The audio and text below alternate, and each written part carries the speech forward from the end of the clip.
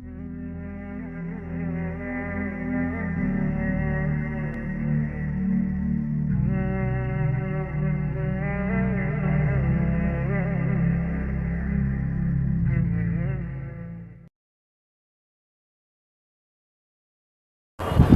اس سرزمین میں علامہ اقبال جیسی شخصیت پیدا ہوئی ہے. یہ ساری چیزیں جو ہے یہ در حقیقت اشارہ کر رہی ہے کہ یہ ملک مشیت ایزدی کے کسی طویل سلسلے کی ایک کڑی ہے، اور وہ سامنے آ گیا تھا کہ سن 47 میں یہ قائم ہوا ہے، اور پورے 9 مہینے بعد 14 اگست اور 13 مئی 14 اگست سن 47 اور 13 مئی سن 48 پورے 9 مہینے بعد اسرائیل عالم وجود میں آ گیا. اللہ تعالیٰ نے اس عالمی بیماری، اس کے لیے جو علاج ہے وہ پہلے پیدا کیا ہے. جیسے کہ حدیث میں آتا ہے ما انزل اللہ من دائن الا انزل له دوان، اللہ تعالیٰ نے کوئی بیماری ایسی نہیں اتاری کہ جس کا علاج بھی نہ اتار دیا ہو. اور جیسے کہ ماں کی چھاتیوں میں بچے کی ولادت سے پہلے دودھ پیدا ہو جاتا ہے، اس کی غذا کا بندوبست پہلے ہو جاتا ہے، اسی طریقے سے اسرائیل کا جو فتنہ اٹھنے والا تھا اس کی سرکوبی کے لیے پاکستان وجود میں آیا ہے. اور آج وہ مرحلہ آ گیا ہے، تاریخ کا ایک عظیم موڑ. آپ دیکھیں گے کہ بڑی مشابہت پیدا ہو گئی ہے.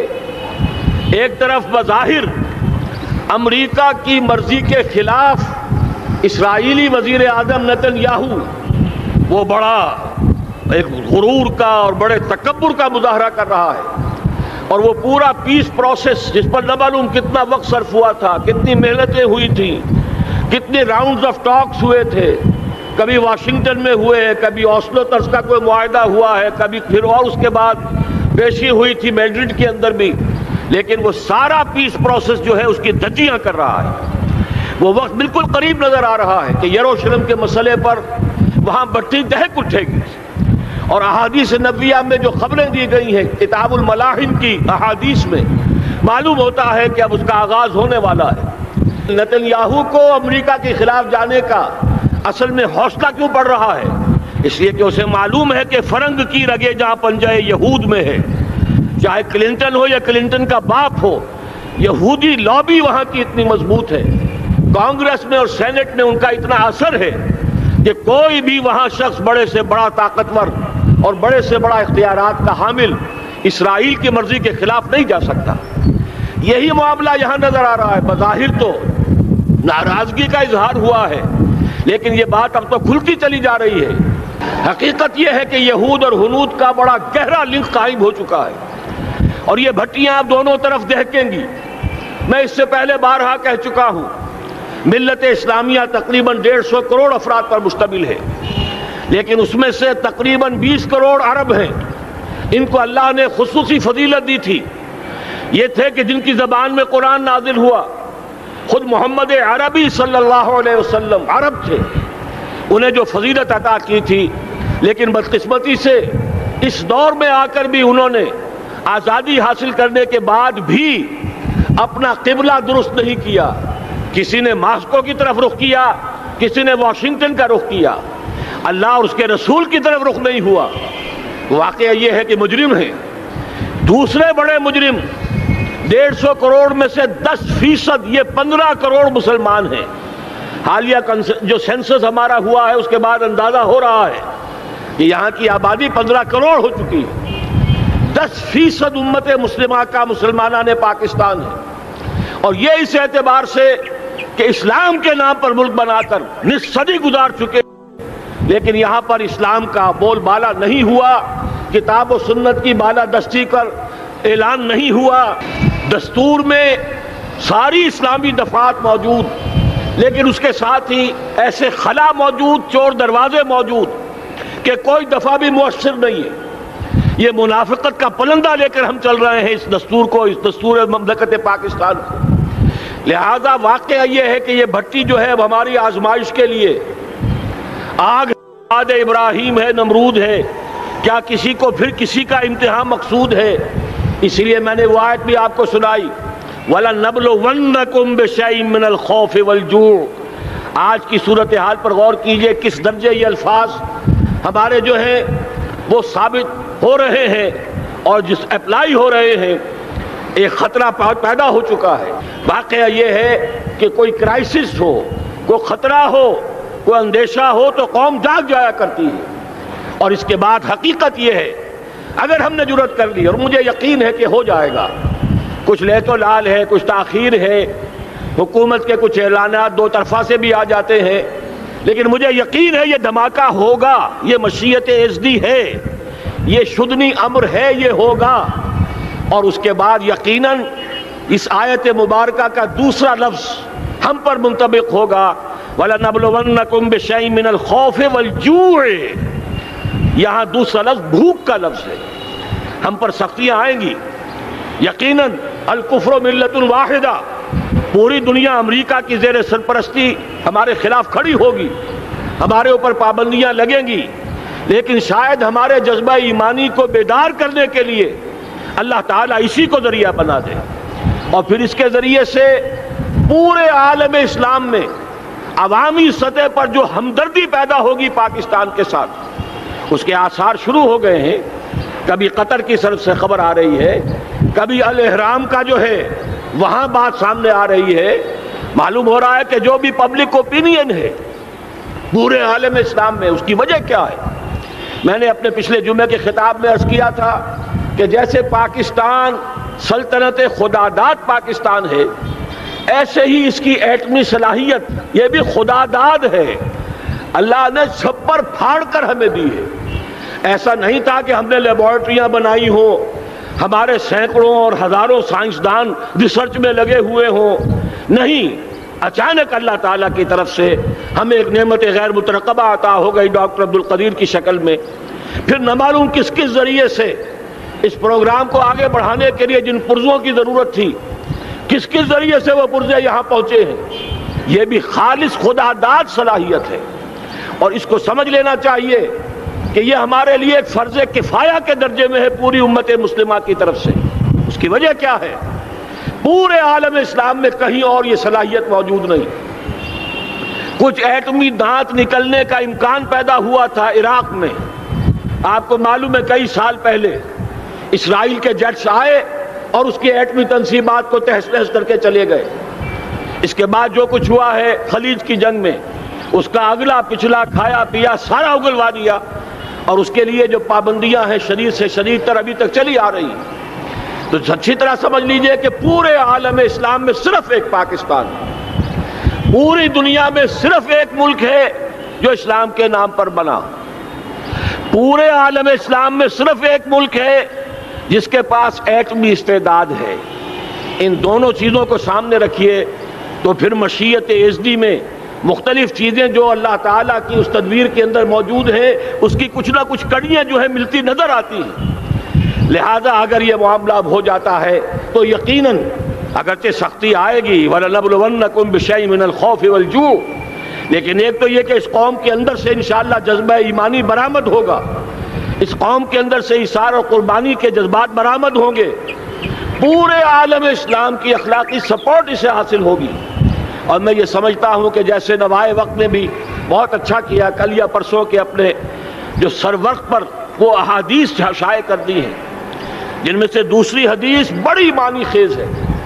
حضور نے فرمایا اصابتان احرزہم اللہ من النار، دو لشکر ایسے ہیں کہ جن کو اللہ تعالیٰ نے جہنم کی آگ سے چھٹکارے کا پروانہ دے دیا، وہ لشکر جو ہیں وہ جہنم کی آگ سے چھٹکارا پا گئے، احرزہم اللہ من النار۔ وہ دوسرے لشکر کون سے ہوں گے؟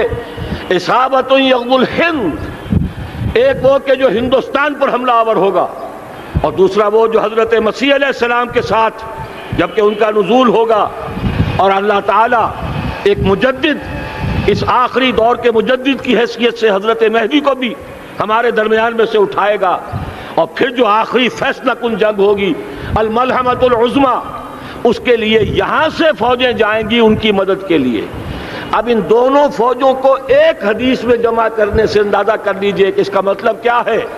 یہ علاقہ پاکستان اور اس سے ملحق افغانستان، یہ علاقہ ہے کہ جو اسلام کا گہوارہ پہلے بنے گا، یہاں سے فوجیں جائیں گی، اور دائیں بھی اور بائیں بھی، مشرق میں بھی اور مغرب میں بھی، اور یہیں سے انشاءاللہ تعالی اسلام کا جو عالمی غلبے کا جو وعدہ ہے اللہ کا، کی خبر دی ہے محمد رسول اللہ صلی اللہ علیہ وسلم نے کہ لا یبقى علی الارض بیت وبر ولا مدر الا ادخلہ اللہ کلمۃ الاسلام، اس روئے ارضی پر کوئی گھر بچے گا نہ خیمہ بچے گا جس میں اللہ تعالیٰ کلمہ اسلام کو داخل نہ کر دے۔ وہ حدیث کے جس کے بارے میں فرمایا گیا، حضور نے ارشاد فرمایا، حضرت ثوبان سے روایت ہے کہ اللہ تعالیٰ نے میرے لیے ساری زمین کو سمیٹ دیا، ان اللہ زوالی الارض فرأیت مشارقہا و مغاربہا، میں نے اس زمین کے سارے مشرق دیکھ لیے، سارے مغرب دیکھ لیے، لیکن یہ جان لو ان امتی سیبلغ ملکہا ما ظوی لی منہا، میری امت کی حکومت ان تمام علاقوں پر قائم ہو کر رہے گی جو پوری زمین کو لپیٹ کر مجھے دکھا دیے گئے۔ یہ وعدہ پورا ہونا ہے، اور اس وعدے کا نقطۂ آغاز یہی سرزمین، اور جیسا کہ ہمیں افغانستان میں آثار نظر آ رہے ہیں، ایک خالص دینی مذہبی حکومت قائم ہو چکی ہے، افغانستان کا 80% علاقہ امن کا گہوارہ بن چکا ہے، علماء کی وہاں قیادت ہے اور حکومت ہے۔ یہ پاکستان اور افغانستان مل کر، جیسا کہ آپ کو یاد ہوگا میں نے جب تجویز پیش کی تھی کہ حکومت پاکستان فوراً تسلیم کرے طالبان کو، اللہ کا شکر ہے، میں سمجھ یہ نہیں کہتا کہ میرے کہنے کی وجہ سے ہوا، لیکن بہرحال اللہ کا فضل ہوا کہ چند دن کے بعد ہی حکومت پاکستان نے تسلیم کر لیا طالبان کی حکومت کو۔ میری دوسری تجویز ابھی پینڈنگ ہے، پاکستان اور افغانستان کا کے درمیان کانفیڈریشن قائم کیا جائے۔ یہ ملک دونوں مل کر واقعتاً، کہ ایک نے واقعتاً 15 لاکھ سے زیادہ جانیں دے کر مرنا سیکھ لیا ہے، اور جو قوم مرنا سیکھ لے اسے کوئی مار نہیں سکتا، اسے کوئی شکست نہیں دے سکتا، اور ایک وہ قوم ہے پاکستان میں کہ جو 400 سال کی تجدیدی مسائی کے اثرات کی امین ہے، یہ اس کا تراث علمی ہے، چاہے وہ تحریک حضرت مجدد الفسانی کی تھی، چاہے وہ علمی تحریک شاہ ولی اللہ کی تھی، چاہے وہ تحریک جہاد سید احمد بریلوی کا تھا، چاہے اور جو بھی رجال عظیم پیدا ہوئے ہیں 14ویں صدی ہجری میں، ان سب کے اثرات یہاں موجود ہیں۔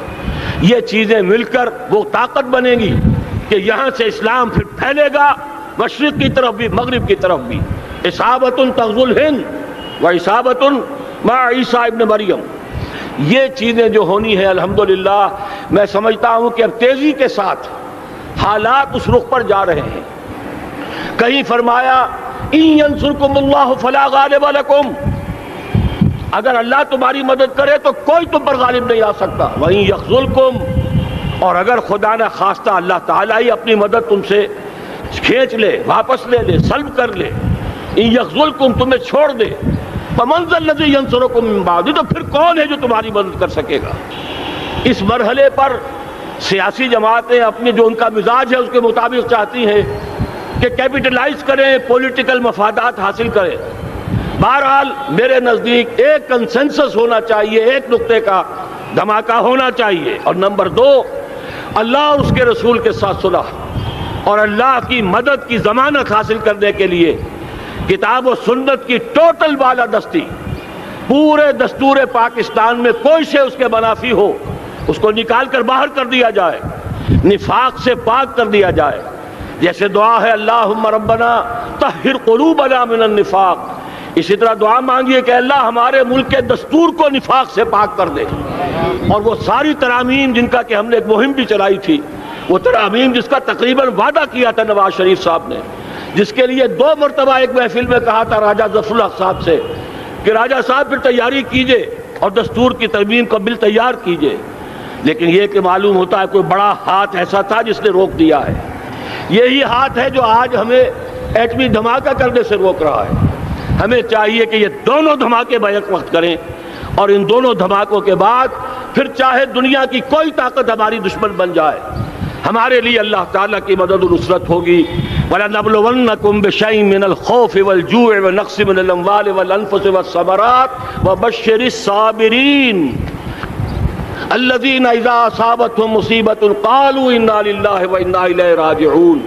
تو قوم انشاءاللہ تعالی، میں یہ سوچا کرتا تھا قوم مردہ ہے، بے حس ہو چکی ہے، دین سے عام طور پر بیزاری پیدا ہوتی جا رہی ہے، جو ہمارے دینی قیادت ہے اس سے بھی لوگوں کے اندر مایوسی پیدا ہو رہی ہے۔ کیسے ہوگا؟ میں نے بارہا کہا، جب میں یہ شواہد دیکھتا ہوں جو حدیث میں ہے، جس کی خبریں دی گئی ہیں، 400 سال کی تاریخ دیکھتا ہوں تو مجھے پاکستان کا مستقبل بہت شاندار نظر آتا ہے۔ یہ تو مشیت ایزدی میں کسی بہت اہم رول کو پلے کرنے کے لیے قائم ہوا ہے۔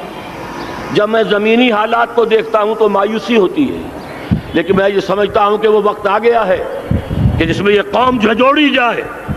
ایک دفعہ کا یہ جھنجھوڑا جانا انشاءاللہ تعالی ہمارے بہت سے دل اندر دور کر دے گا۔ آخر چینی کیا تھے؟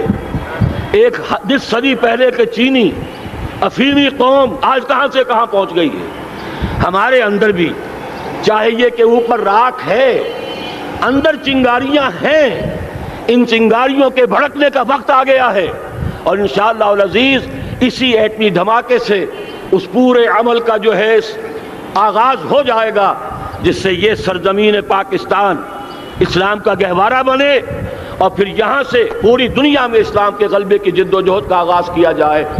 بس میں اسی پر اتفاق کر رہا ہوں۔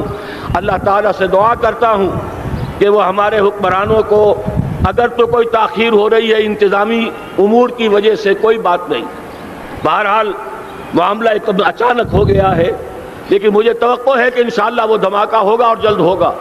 اگر کوئی تذبذب ہے تو ہم اللہ تعالیٰ سے دعا کریں گے وہ نواز شریف صاحب کے دل کو پھیر دے اور اس کے اندر استقامت پیدا کر دے، اور دوسرے یہاں کی سیاسی جماعتوں کو بھی یہ توفیق دے کہ کوئی اور سیاسی مسئلہ اس وقت نہ اٹھائیں، اور جو بھی یہاں پہ مذہبی اور دینی عناصر ہیں انہیں اللہ توفیق دے کہ وہ اس دھماکے کا مطالبہ کرنے کے ساتھ ساتھ، بلکہ میں یہ سمجھتا ہوں کہ اس سے بھی زیادہ زوردار انداز میں دستور پاکستان سے منافقت کے خاتمے اور کتاب و سنت کو سپریم لا قرار دینے کی ترمیم جو ہے اس کا دھماکہ بھی کیا جائے۔ اللہ تعالیٰ ہمیں اس کی توفیق عطا فرمائے۔